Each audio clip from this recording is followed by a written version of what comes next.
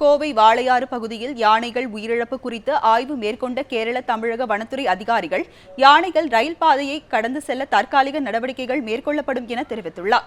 கோவை மதுக்கரை மற்றும் வாளையாறு இடையே சுமார் 18 கிலோமீட்டர் தூரம் வரையிலான ரயில்வே பாதை வனப்பகுதியில் அமைந்துள்ளது.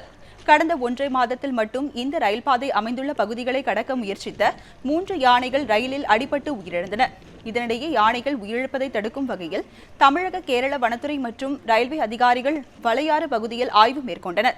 அப்போது யானைகள் கடந்து செல்லும் ரயில் பாதைகளை அவர்கள் பார்வையிட்டனர். யானைகள் எளிதில் கடக்கும் வகையில் ரயில்வே பாதைகள் தற்காலிகமாக சீர் செய்யப்படும் என அதிகாரிகள் தெரிவித்தனர்.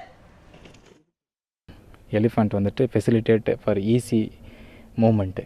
ஸோ அதனால் யானைகள் வரும்பொழுது அந்த வழித்தடத்தில் ட்ரெயின் வர்ற நேரத்தில் ஒரு சந்தர்ப்பம் வரும்பொழுது அவை உடனடியாக அந்த தண்டவாளங்களை கடந்து வனத்துக்குள் சென்று விட அளவிற்கு ஏற்கனவே அவங்க யூஸ் பண்ணிகிட்ருக்கிற அந்த பாதைகளை இன்னும் கொஞ்சம் ஃபெசிலிட்டேட் பண்ணலாம், ஈஸ் பண்ணலாம் அதை அப்படிங்கிறதுக்காக பார்த்தேன்.